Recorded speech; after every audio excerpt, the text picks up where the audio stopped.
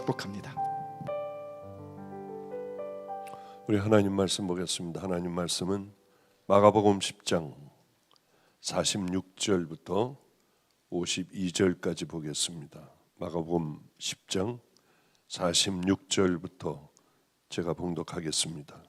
그들이 여리고에 이르렀더니 예수께서 제자들과 허다한 무리와 함께 여리고에서 나가실 때 디모데의 아들 맹인 거지 바디메오가 길가에 앉았다가 나사렛 예수시란 말을 듣고 소리질러 이르되 다윗의 자손 예수여 나를 불쌍히 여기소서 하거늘 많은 사람이 꾸짖어 잠잠하라 하되 그가 더욱 크게 소리질러 이르되 다윗의 자손이여 나를 불쌍히 여기소서 하는지라.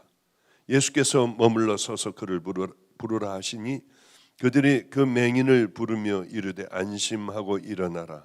그가 너를 부르신다 하매 맹인이 겉옷을 내어버리고 뛰어 일어나 예수께 나오거늘 예수께서 말씀하여 이르시되 내게 무엇을 하여 주기를 원하느냐. 맹인이 이르되 예수 선생님이여 보기를 원하나이다. 예수께서 이르시되 가라 내 믿음이 너를 구원하였느니라 하시니 그가 곧 보게 되어 예수를 길에서 따르니라. 아멘 아멘. 옛날에는 참 가난했던 것 같습니다. 그래서 제 친구들도 밥을 못 먹고 굶는 애들이 꽤 주변에 있었는데 저희 집안은 그래도 밥은 먹을 수가 있었기 때문에 아이들에게 밥을 잔뜩 이렇게 그릇에다 담고 김치를 담아서 이렇게 그 교회 밑에 있는 지하실 밑을 막아놓은 창고에 가면은 아이들이 그렇게 늘 있었습니다. 그러면 그렇게 맛있게 먹는 걸 보면은 저는 왠지 기분이 좋고 자랑스럽고요. 그랬던 기억이 많이 납니다. 그런데 그때에 저희 교회의 후문에 사는 송월 초등학교를 저하고 단짝으로 다니던 송송일이라고 하는 아이가 있었습니다. 그런데 그 아이는 부모님은 할아버지 할머니들이었어요. 왜 그랬는지 지금도 알지 잘 모르겠지만은 아마 그 아이를 어디서 울고 있는 아이를 주워다가 기른 마음씨 착한 그 부모님이었는데 어머니 아버지하고 부르는 그 부모님은 아주 나이가 많은 그러한 할아버지 할머니들이었습니다. 그래서 그 아이 단칸방에서 셋이서 그렇게 살아가는 그런 아이였죠. 저희가 초등학교를 졸업하게 됐고 공부에 별로 흥미가 없던 저는 별로 안 좋은 학교를 다니는데 학교 가기가 싫은 거예요. 학교 가는 첫날 맞지도 않는 교복을 이렇게 큰 교복을 입고 학교를 가는데 그때 성일이는 초등학교를 졸업한 이 어린아이는 옆에다가 이렇게 도시락을 차고 어느 공장인가 대장간인가에 취직을 했다고 하면서 어린아이가 저와 함께 같이 길을 걸어가고 있었어요. 그때는 왜 그게 불쌍한지 왜 그런 생각이 안 들었는지 모릅니다. 주님을 만나고 철이 들며 때로는 옛날 생각에 이렇게 푹 빠져 있게 될 때에 성일이를 생각하면 그 목소리까지 지금도 다 기억이 나요. 큰 길에서 저는 왼쪽으로 가고 이 아이는 오른쪽 시장 쪽을 가는데 제가 가며 이렇게 뒤를 돌아보니까 으휴 좋겠다. 그때 아마 유행하는 단어가 으휴였던 모양이에요. 으휴 좋겠다 하면서 이 도시락을 옆에 차고 저 있는 곳을 떠나지 않고 가만히 쳐다보고 있던 송일이가 생각납니다. 마음이 지금도 그런 어린아이가 그렇게 제가 학교 가는 모습을 보고 서 있던 도시락을 차고 걔 인생은 얼마나 험했을까. 그 어린아이의 부러워하는 그 마음을 생각을 해보면 지금도 가끔 울컥하는 생각이 들기도 합니다. 그래, 내 주변에 있는 이런 아이들이 있다고 하면은 절대로 나는 이 아이들을 다 돌봐야지 하며 될 수 있는 대로 놓치지 않으려고 눈을 크게 뜨지만은 또 왜 놓치는 애들이 또 왜 없겠나요? 옛날에는 참 어렵게 살았습니다. 등록금이 없어가지고 학교를 못 가는 애들이 많았어요. 저희 때만 해도 그러니까 얘네들은 어떻게 공부를 하느냐면 등록금이 없으니까요. 대학을 갈 수 있는 능력이 없으니까 죽어라고 공부를 해요. 그런데도 장학금을 못 받고 애들은 결국은 학교를 못 가게 됐습니다.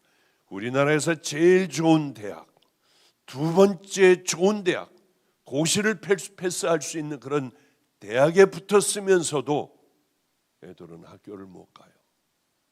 죽어라고 공부를 했는데 얼마나 얘네들이 좌절과 절망을 할까. 그런데 그 소식을 알고 얘네들이 대학을 가는 경우가 있는데 그거는 소를 팔고, 부모의 마음은 또 어떨까요? 이게 없으면 이제 몸으로 농사를 지어야 해요. 그리고 그저 논밭대기 하나 있는 걸 팔아가지고 아들에게 주어버리면 이 집은 또 이제 먹고 살기가 어려운 거예요. 그래 남의 집 경작을 하며 논을 팔고 밭을 팔고 해서 자식 딱 한 번 등록금을 대주고 그 다음엔 대줄 것도 없는 이런 가정 형편이 되니 얘네들은 절박한 심정으로 공부를 하더라고요. 그리고 열심히 아르바이트를 여러 군데를 뛰며 몸이 배짱 말라가며 공부도 하고 나가서 아이들도 가르치고요. 그러면 돈 벌 수 있는 방법들은 다 동원하여 얘네들은 결국은 등록금을 또 마련하여 한 학기를 또 다니면은 휴 하고 한숨을 내쉬며 아이들은 그렇게 도저히 안 되는 애들은 한 학기를 또 휴학을 하고 열심히 돈을 모아 그렇게 이제 학교를 다니는 걸 봤습니다. 이런 생각을 해요. 급박한 상황에 몰리면 그것이 아이들을 축복의 길로 이끌어 주시는구나. 간절한 마음을 가지고 살아가면은 부잣집 애들, 그 당시에 자가용을 타고 나이트클럽을 다니는 그런 아이들과는 상대할 수 없는, 비교할 수 없는 애들은 그렇게 혼자 우뚝 서며 고시에도 패스하고요. 대학도 좋은 성적으로 졸업을 하여 아주 좋은 곳에 취직도 하고 이런 변호사도 되고 하는 것을 봤습니다. 그런데 요즘은 애들을 안달을 하고 복달을 하고 가기 싫다고 하는 학원도 억지로 보내며 목마르지 않은 아이들이 공부를 하는 경우 시시한 이름도 잘 모르는 대학에 적을 걸어놓고요. 그리고 학교를 마지못해 다니는 아이들에겐 꿈도 없고 미래에 대한 소망도 없고요. 그냥 학교 가면 가고 말면 말고 취직도 되면은 하고 아니면은 집에서 그렇게 그냥 살아가는 그런 아이들이 너무 많은 이 시대가 됐습니다. 왜 그럴까? 절박한 마음이 없는 거예요. 아이들에게 간절한 마음이 없는 거예요. 이런 아이들이 정말 이 땅에서 소망도 없이 살아가는 모습을 보면, 또 부모님들이 저에게 상담하는 그 상담들을 보면은 그래 그렇게 키웠기 때문에 아이들이 이렇게 되는 것 아닌가. 저희는요 목사들서부터 뚱뚱한 목사들서부터 우리 집에 뚱뚱한 아이들, 내 주변에 있는 다 크고 결혼하고 애도 낳고 한 모든 제 눈에 보기에 뚱뚱하다고 생각하는 그런 애들은 그런 또 목사들도요, 담임 목사들도 7명이나 제가 카톡방을 만들어 놓고 줄넘기를 너는 하루에 2,500개, 하루에 50개씩 늘려가 5,000개까지. 너는 조금 덜 하니까 너는 1,500개를 해라. 그래가지고 밤만 되면은 쫙들 저에게 다 목사님 2,500개입니다. 뭐 이거요. 저는 3년 동안 빠지지 않고 얘네들을 분명히 붙잡아 놓고 날씬한 사람으로 만들려고 해요. 극박하고 절박하지 않으니 일하다가 보고 열심히 또 공부하다가 보면은 자기 몸을 관리를 안 해요. 어떤 아이는 20대의 초반에 당뇨병이 걸리고 혈압도 높고요. 또 누구는 숨이 차다 그러고 이 목회를 하며 끌고 가야 하는데 고혈압이에요. 높을 땐 220, 250까지도 올라가기도 하고 해요. 얼마나 깜짝 놀랐는지요. 그래서 이제서부터 올해서부터는 안 되겠다 하고 단톡방을 만들어 계속 올려놓습니다. 어제는 2시 반이 됐는데도 한 친구가 올려놓질 않았어요. 끝까지 기다렸어요. 잠 안 자고. 그랬더니 결국은 올리더군요. 그래서 그 다음에 좀 잠 좀 잠깐 자고 눈을 붙이고 나왔습니다. 이놈들은 내가 변화시켜야겠다. 절박한 마음이 없으면은 강제적으로도 해가지고 아이들 건강하게 만들어야겠다 하는 마음이 제가 들었습니다. 오늘 본문 보면은 절박한 문제를 가지고 있는 한 사람에 관한 얘기입니다. 그들이 여리고에 이르렀더니 예수께서 제자들과 허다한 무리와 함께 여리고에서 나가실 때 디모데의 아들 맹인 거지 바디메오가 길가에 앉았다가, 이렇게 보면은 벌써 이 한 문장에 한 문장을 세 쪽으로 나눌 수가 있어요. 제일 처음에 그들이 여리고에 이르렀더니, 어디를 갔다가 예수님과 제자들이 여리고에 들어왔습니다. 들어온 것뿐만 아니라 예수께서 제자들과 허다한 무리와 함께 여리고에서 나가실 때 들어왔다가 그 다음에는 여리고에서 나가시는 거예요. 일 다 끝내고. 그럴 때 세 번째, 맹인 바디메오가 앉아 있었다고 하는 그 말씀이 오늘 마가복음 10장 46절에 이렇게 세 부분으로 나눌 수가 있습니다. 여리고라고 하는 도시에 예수님과 제자들만 들어갔습니다. 들어갔는데 얼마 동안 머물렀는지는 알지 못해요. 무슨 일을 했는지는 알지 못하지만은 그저 아마 한 며칠 머물고 또 이 머무는 동안에 복음을 전하시고요, 많은 사람들을 치유시키고 회복시키시며 이들이 한 번도 들어보지 못한 기가 막힌 하나님 나라의 말씀, 서기관 바리새인들과 같지 않은 강력한 말씀을 전하자 사람들은 얼마나 많이 은혜를 받았는지 모릅니다. 그런데 예수께서 제자들과 허다한 무리와 함께 여리고에서 나가실 때, 들어올 때는 제자와 예수님밖에 없었는데 이제 바로 나가시려고 하는데 허다한 엄청난 많은 사람들이 이제 예수님을 따르기 시작을 했어요. 예수님은 나름대로의 이제 모든 임무를 다 마치셨을 거 아닙니까? 그리고 다른 지역을 향해 가시는 거예요. 그런데 예수님을 따르는 제자들, 예수님, 허다한 무리가 함께 나가고 있었습니다. 이제 여리고는 다시는 예수님은 못 돌아오세요. 왜냐하면 지금 어떤 상황이냐면요, 예수님께서 예루살렘으로 가셔서 십자가에 못 박혀 죽으시러 지금 가시는 중간에 여리고에 들리신 거죠. 마지막이었습니다. 어쨌든 간에 천국 말씀을 듣고 많은 사람이 치유되고 치유된 사람들도 예수님을 따르며 아쉬운 작별의 인사를 하고 있었죠. 눈을 감으면 그 장면이 보이는 것 같아요. 이제는 여리고를 다시는 방문하지 못하세요. 여리고의 마지막 사역이었습니다. 세 번째는 이제 마지막으로 여리고를 떠나 나가려고 하는데 디모데의 아들 맹인 바디메오, 바자라고 하는 건 아들입니다. 디메오의 아들이 길가에 서 있었어요.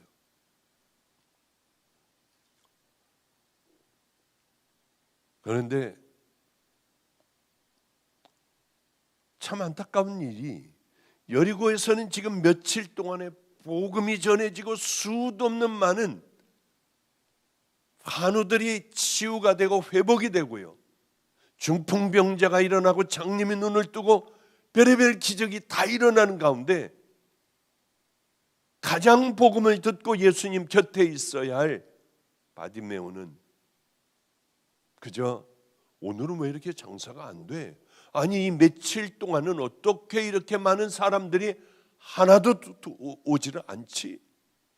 이상하네. 그런 생각을 하고 있었어요. 능력이 있는 하나님의 아들이 여기 온다고 내가 얘기는 들었는데 혹시 그날이 아닌가? 그냥 평소처럼 만져서 늘 구걸만 하고 있었습니다. 이게 지금 마지막 찬스예요. 예수님의 일행은 여리고로 지금 지나가 이제 나가고 계세요. 많은 사람들은 예수님을 따르느라 바디메오에게, 구걸하는 바디메오에게 동전을 던져줄 수가 없었습니다. 저는 이런 생각을 해요. 이제 지금까지 그래도 70을 살았으면 많이 살았잖아요. 많은 경험이 있을 거 아닙니까? 30년 동안을 저는 이 길을 걸어왔어요. 몸으로 부딪히기도 하고 넘어지기도 하고 잘못된 적도 있고 실패한 적도 있고 또 성공한 적도 있고요. 얼마나 많은 경험이 있겠습니까? 주님을 만난 경험이요. 제 이 많은 경험들을 20살짜리에게 얘기해 주면 얘는 20살에 30년의 신앙에 기가 막힌 경험을 하는 거예요. 기가 막힌 신앙의 경험이요. 그래 저기 가지 말아야 돼. 그래 이때 내가 나를 십자가에 못 박아야 돼. 그래 나는 이렇게 변화되어 가야 해. 하나님께서 이거를 기뻐하신다면은 그래 나는 그러면은 그 길을 걸어가야 해. 이렇게 살아가야 하잖아요. 그럼 20살짜리가 30년의 신앙의 경험을 가지고 살아가니 남들보다 이 신앙은 30년도 앞서갈 수 있지 않습니까? 그런데 교인들도 마찬가지로 가장 귀한 신앙의 지혜를 얘기를 해줘도 듣기만 해요. 이걸 내 삶에 살아내질 않아요. 어쩔 수 없이 도는구나. 이게 인생이구나. 그런 생각을 절감을 해요. 그런데 그나마 감사한 것은 제 주변에 목사들이 많아요. 전도사들이 꽤 많습니다. 같이 살아온 애들도 많고요. 그런데 이 친구들을 보면은 신학대학 친구가 하나도 없어요. 같이 목회하는 친구를 만나는 이 목사들이 또 전도사들이 한 명이 없더라고요. 제가 물어보지 않겠습니까? 너희들 만나니? 너희들 만나는 친구 있니? 한 명이 없어요. 왜 그러니? 물어보면은 목사님, 신앙에 대한 길들, 우리들의 삶에 대한 길들을 얘기하면은 우리하고는 전혀 달라요. 전혀 달라요. 전혀. 그러니 만나면 얘기가 안 되고 두 번 다시 만나기가 싫대요. 어제도 아인하우스의 원장이 저희 집에 와서 10시 반 넘어까지들 다들, 아인하우스 선생도 그렇고요, 제 방에서 10시 반 넘어 야 나 제발 설교 준비 좀 해야 한다 해도 가지를 않고 그냥 뭘 재미있으니까 자꾸 뭘 얘기를 하는데, 목사님 저도 대학원까지, 신학대학원까지 다 나왔잖아요. 7년 만에 친구를 만났어요. 다시는 만나지 말아야지. 내 신앙이 마이너스가 되는구나. 그런데 이 얘기는 공통적으로 다 해서 제가 어제 물어봤습니다. 왜 그럴까? 우리들하고 목사님 생각이 전혀 달라요. 우리들은 하도 목사님 말씀 많이 듣고 또 그 삶으로 때로는 그렇게 한번 살아보려고 애를 쓰니까 이게 젖어버렸어요. 가랑비에 젖어버린다고 하나님 우리는 이미 젖어버렸습니다. 목사님 젖어버렸어요. 우리 아이들을, 어린 아이들서부터 이 아이들을 계속 예배를 드리며, 초등학교 애들, 어린 아이들은 다 100% 예배를 드린대요. 목사님이 그러셨대요. 힘들어도 예배 계속 드려봐. 애들이 달라져. 매일 아침 저녁으로 애들 끌어안고 기도해 줘봐. 애들 기도시켜봐. 목사님, 그 말씀이 100% 맞았습니다. 애들은 예배에 젖어 있어요. 말씀에 젖어 있어요. 얼마나 깜짝 놀랐는지 몰라요. 뭐가? 4살짜리를 한번 자기가 들어가서요, 4살짜리를 보며, 왜냐하면 이 추석이니까 선생님들이 가면은 어쩔 수 없이 봐야 되잖아요, 남은 사람들이. 그래서 이제 4살짜리 3살짜리 얘네들을 돌보고 있는데, 그래 우리 다 같이 돌아가면서 기도 한번 하자 하니까 4살짜리가 뭐라고 기도하느냐 하면, 하나님, 제 인생은 하나님 말씀대로 순종하는 인생이 되게 해주세요. 4살짜리가 그러더래요. 그래서 너 인생이 뭔 줄 아니? 그러고 한번 물어봤다고 하더라고요. 어느 날은 자기가 정말 지쳐서 예배를 아주 영적으로 소진이 되고 여러 많은 일들이 있기 때문에 좌절절망하여 잠도 못 자고 있고 하는데, 그래도 예배는 드려야지, 오늘 예배는 드려야지 하는데, 어떤 아이가 예배를 드리러 이제 이렇게 들어가는데, 어떤 아이가 자기 손을, 여자아이가 손을 붙들더래요. 그러더니 삼촌이라고 그래요. 거긴 다 삼촌, 힘내세요. 제가 늘 기도하고 있어요. 너무 충격을 받았대요. 정신이 번쩍 나면서, 그래, 주님께서 이 아이를 통하여 내게 위로를 주시는구나. 아이들은 목사님 다들 예배와 기도에 젖어 있어요. 어떤 아이 그 은혜를 밀어주고 있는데, 다니엘은 왜 사자굴에 들어갔어요? 그래서 그것을 설명해 주면 얼마나 행복했는지 몰라요. 여기는 예배를 못 드리는 곳이었어요. 예수의 예자도 하면은 애들이 금방 가서 고발을 하는 곳이었어요. 얼마나 감사한지요. 제가 여기까지 인생을 살다가 보니까 그래도 제가 이런 얘기를 합니다. 끄트머리라도 붙어 있어라. 이 얘기 계속 듣다 보면은, 끄트머리라도 붙어 있으면은 언젠가는 하나님 앞에 결단하는 삶을 살게 된다. 우리 아이들에게도 그래요. 너희들은 도망가지 말고 끄트머리라도 붙어 있으면은 언젠가는 너희들이 어떤 고난을 통하여 주님 앞에 돌아온다. 그런 얘기를 제가 아이들에게 해요. 혼자 이렇게 바디메오는 중얼거렸을 수도 있어요. 아니, 왜 이렇게 사람이 없지? 나 오늘 어떻게 저녁을 먹으라고? 밥도 못 먹잖아. 지금 며칠 동안 왜 이래? 그런데 소경의 인생에 확 바뀌어버리는 전환점이 한번 오게 됩니다. 우리는 기회가 와요, 우리 인생에. 그 기회를 딱 잡지 않으면은 어리석은 인생이 되고 말아요. 예수님이 오늘 여기 지나가신데 얼마나 많이 치유된지 몰라.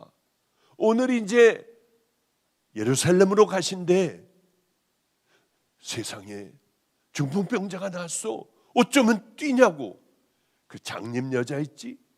그 여자가 눈을 떴어.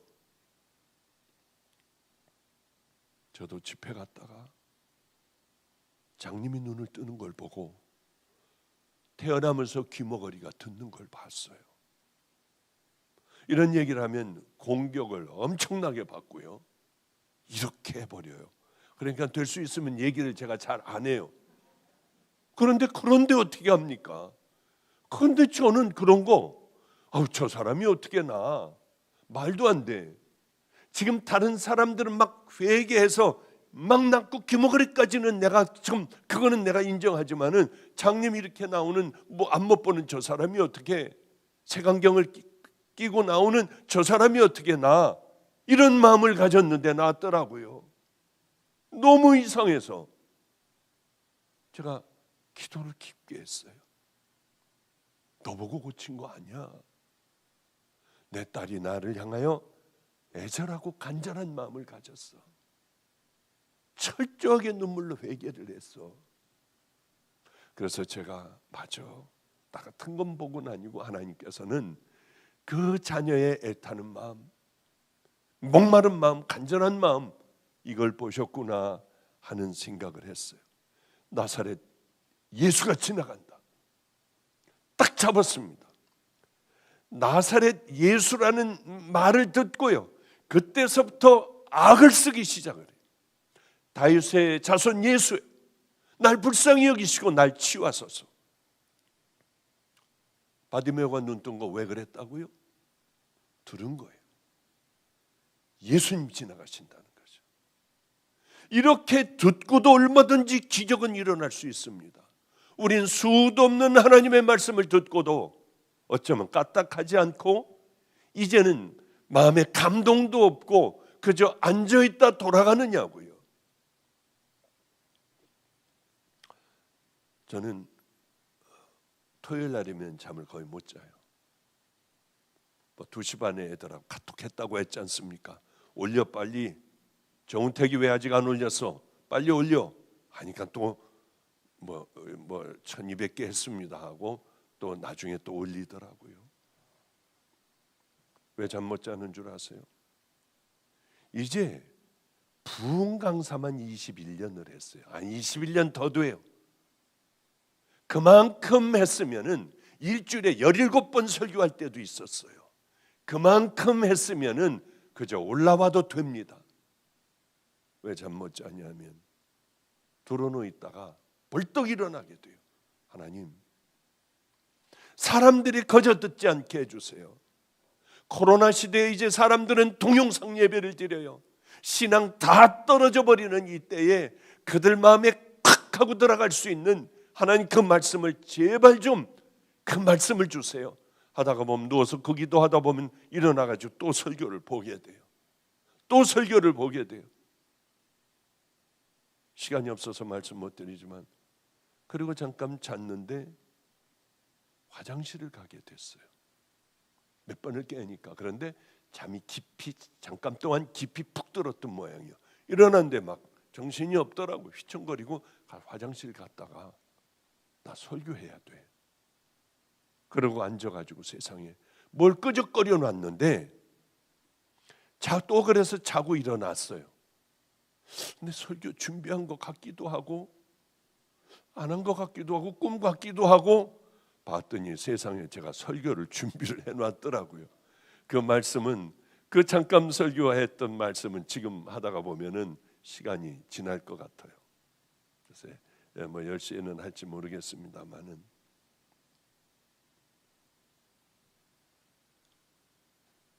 그래도 하고 지나가 있고 저런 소리 왜 안 하려면은 하질 말지.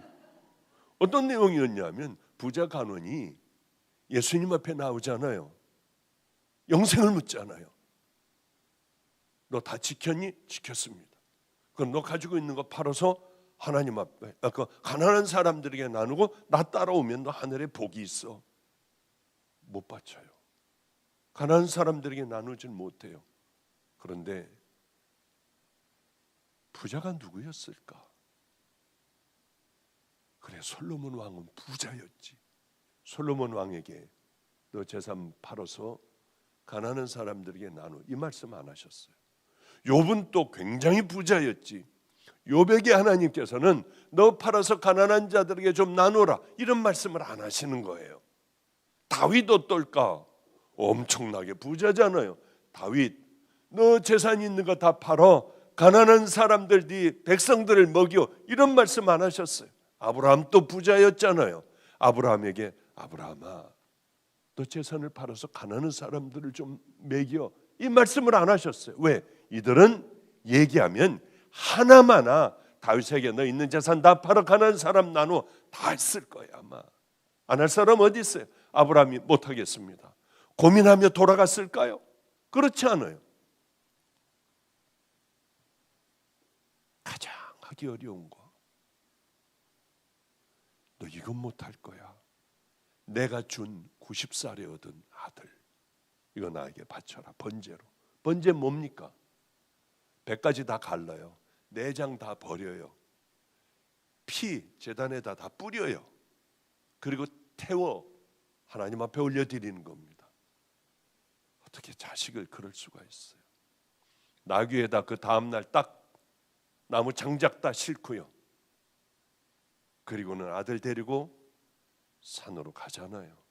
잡으려고 칼을 들어 잡으려고 하는데 하나님께서 당황하셔가지고 알았다 그래. 내가 알았다고 너. 그 얘기 아닙니까? 제가 그걸 써놨더라고요.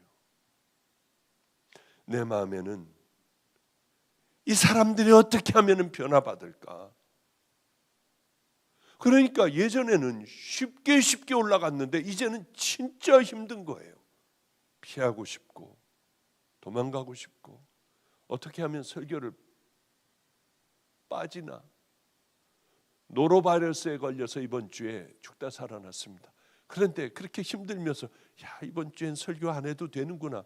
어쩌면 딱 수요일 날 회복이 되는지요. 안 나올 수 없으니까 금요 처리를 했나요? 목요 처리했나? 그렇지 않습니까? 어쨌든 꿈 얘기하고 지나가면서 또 시간이 얼마 남지 않았네요. 시끄러워. 잠잠해. 지금 예수님이 지나가셔. 그래도 다윗의 자손 예수여. 그러니까 이런 얘기 아니에요. 귀청 떨어지겠어. 좀 가만히 좀 있어. 지금 이게 얼마나 중요한데 거지가 와서 이러냐. 그래도 소리 지르니까 한두 명이 아니고 여러 사람들이 막 뭐라고 하는 거예요. 시끄러워. 아우 저 거지 저 자식 저거 난리가 났을까요? 많은 사람들이. 그런데 내가 이번 기회를 놓치면 안 돼. 제일 중요한 게 하나가 있어요. 우리에게 절박한 믿음이 없으면은 우리는 절대 변화될 수 없어요. 왔다 갔다 하면서 주일날도 인터넷 예배를 드릴 수밖에 없어요. 다 털어먹을 수밖에 없습니다. 하나님 절박한 우리도 그러한 극박한 믿음을 주세요. 우리도 목마르게 해주세요. 이렇게 해서는 안 된다는 것 우리 절실하게 깨닫게 해주세요. 그럴 때 우리가 하나님 앞에 무릎을 꿇고 간절하게 기도하며 왔다 갔다 하며 우리는 가짜 예배 드리지 않을 거예요. 우리에게 제일 중요한 것은 뭔 줄 압니까? 예수님께서 고쳐주시는 능력이 있어 그 밑에 가서 우리가 치유받는 것도 중요하지만은 그 믿음이 굉장히 중요해요. 절박한 믿음들이 중요해요. 왜 우리는 이렇게 되어버렸을까요? 세상에 손가락질을 받을까요? 다른 거 아니에요. 극박한 마음이 없어요. 하나님 말씀대로 살아보겠다고 하는 말씀이 없어요. 그러나 바디메오는 거지였지만은 이 사람은 믿음은 풍성했습니다. 절박하니까 간절하게 막 예수님 부르잖아요. 시끄럽다고 막 사람들이 그래도요. 요즘은 교회에서 상처받으면 교회 안 나와요. 이런 미련한 사람들이 있을까요? 바디메오에게 배워야 합니다. 누가 뭐라고 해도요. 많은 사람들이 공격해도 내 믿음 내가 지키면서 그 믿음의 길을 가야 돼요. 이런 사람들 혈육증 여인도 있잖아요. 가나안 여인의 딸, 그 가나안 여인도 있지 않습니까? 상관없이 어떤 모욕을 당하건 사람들에게 맞아 죽건 난 예수님 앞에 가는 거예요. 어저께 참 기분이 좋았습니다. 어제는 이제 구정기간 동안은 다들 가버리고 돕는 사람들이 없으니까 도시락을 못 해주는 겁니다. 빵하고 우유하고 뭐 이런 것들을 잔뜩 들기가 어려울 정도로 많은 것들을 해가지고 뭐 또 홍삼 마시는 것서부터 과일서부터 저희 집에 많은 과일들이 들어와 다 씻어가지고 이분들을 다 나눠주는 거예요. 하여튼 큰 선물을 줬습니다. 들기가 어려울 정도로. 그런데 딱 가가지고 쓰자마자 여기저기서 왔다 하고 소리를 지르더래요. 왜냐하면 우리 도시락은 고기가 잔뜩 들어가 있어요. 성도님들이 보내주는 고기예요. 닭고기, 돼지고기, 소고기. 어제 그러더군요, 우리 애가. 목사님, 우린 그런 고기 먹어보지도 못해요. 너무 좋은 고기를 교인들이 보내주시는데 목사님, 우리는 우리 집에서 그거 못 먹잖아요. 이 얘기를 어제 하더라고요. 어느 분이 최고로 아주 최고의 간장을 보내주시는데 그 최고는 노숙하시는 분들에게 주자. 최고의 음식을 만들어요. 그러니까 가기만 하면 왔다 하고 저 여기저기서들 모인대요. 아니 정말 그래?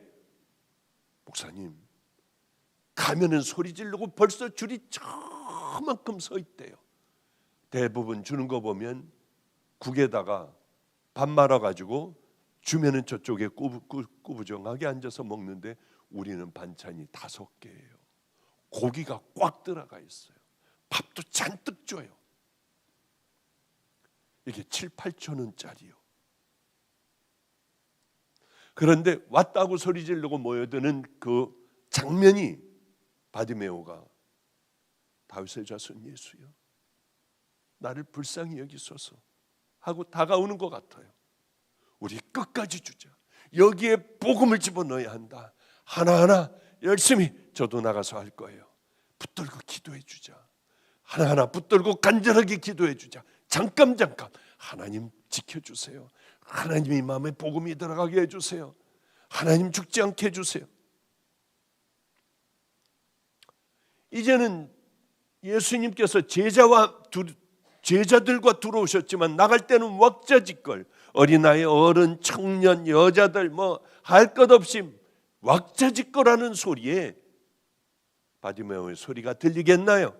그가 더욱 소리질러 가로되 다윗의 자손 예수여, 나를 불쌍히 여기소서. 예수께서 머물러 서서 저를 부르라. 저희가 그 소경을 부르며 안심하고 일어나, 소경에게 안심하고 일어나 우리 가자.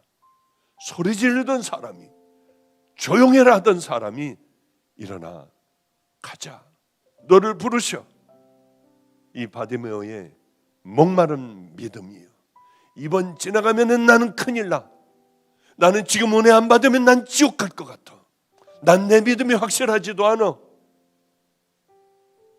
너희가 진심으로 나를 찾고 찾으면 내가 너희를 만나리라.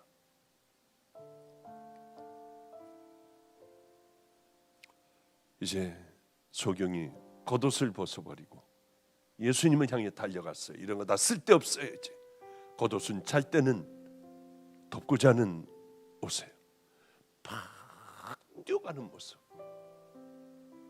슬로우 비디오로 주님 앞에 막 뛰어가는 그 모습, 얼굴, 표정, 옷을 벗어 던지고 주님 앞에 가는, 어디로 가야 할지도 모르지만은 저쪽에 하니까 그쪽을 향해 달려가는 바디메오의 모습이 제 마음에 꽉 들어와요. 왔다 하며 끝없는 줄이 들어서는데 가장 마음 아픈 것은 다 먹이질 못하는 거예요.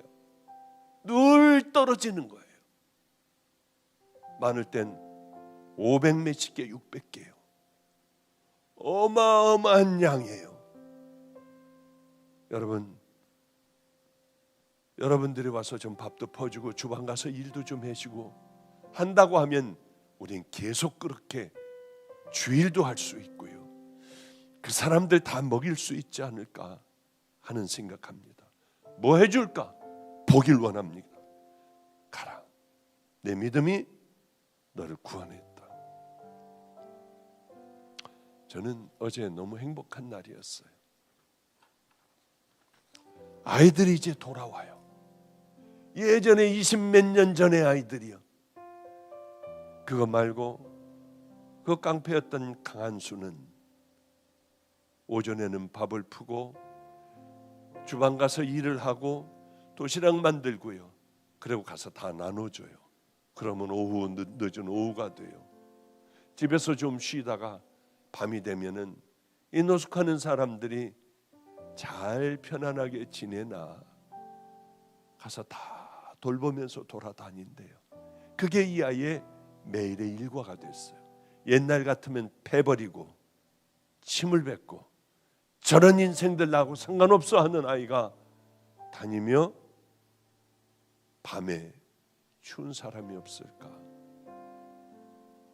이번 추석날 저에게 왔어요. 체리를 사가지고 왔어요. 목사님, 저는 기적의 삶을 살아요. 왜?